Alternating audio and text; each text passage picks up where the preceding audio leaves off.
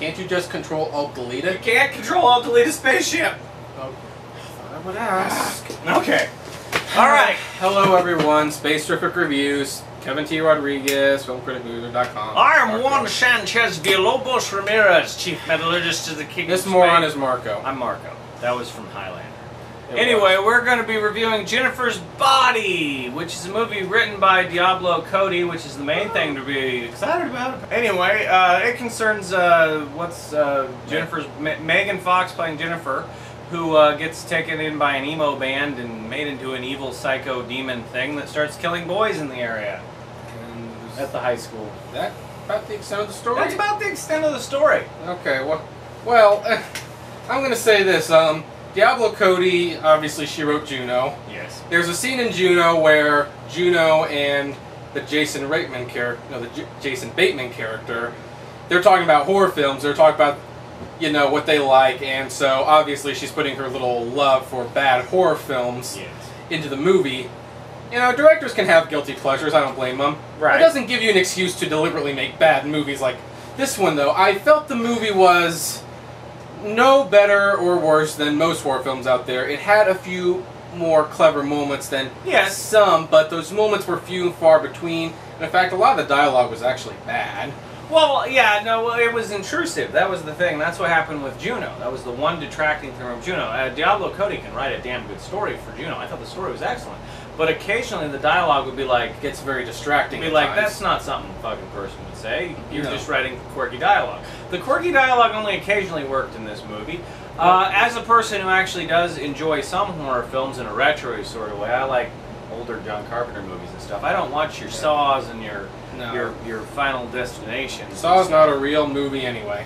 Well, that's not what we're talking about. But anyway, yeah, this movie is too messy. That's the problem. No, it is messy. That was the big thing. The actual plot is really simple, and it's not. I mean, there's a message or a hidden meaning to all this. That could be excellent. Is there? No. What I'm saying is there could be one that's excellent about. I mean, they briefly mentioned with the well, she's evil.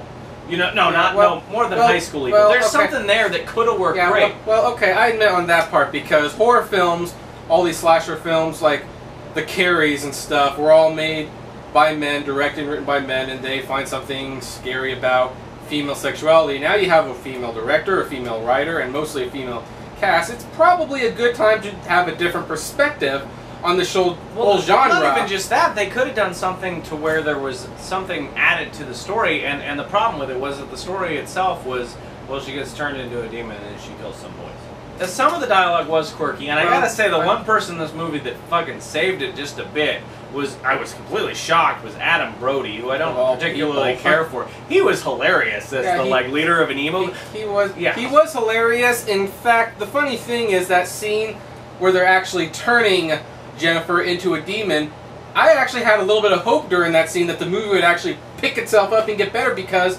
it's like 5 minutes they're sacrificing her to Satan or something, and it's actually genuinely funny, because I hadn't really seen something like that before, and it was really clever, and then it just goes back to killing and more. Well, it's not special jumping, and it's not. This is a movie that would have benefited from being more absurd. Exactly. On the level of like the Sam Raimi Evil Dead movies, to where it was horror movies, but it was so absurd and like over the top that it was entertaining in its own way. This was just kind of a standard. I mean, even if you're a horror junkie who's just wanting to see a horror film, like, we're trying to play to the audience of whoever might watch this. No, there's like 3 people that die. I mean, even as a horror film, the gory stuff wasn't as entertaining as it could have been.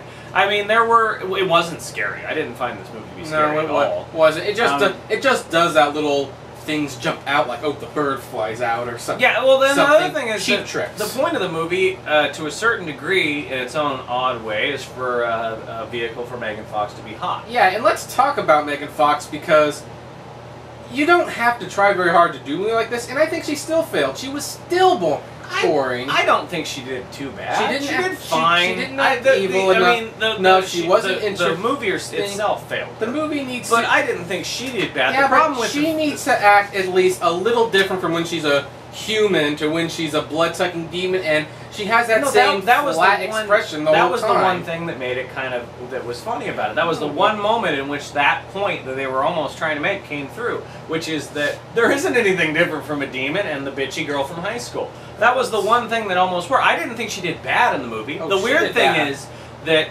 if you're going to have a movie where the almost part of the point of it is Megan Fox is going to be hot in it, it doesn't help to cover her in blood. But the biggest thing is that this is a movie that should have, like Juno is a movie that when you watch, it is unique. Right. And I don't want to compare all, every Diablo Cody movie that she might write, which is a very neat thing to have a screenwriter be the person who's the star almost. Oh yeah, that's unusual, yeah, actually. And I don't think that she necessarily...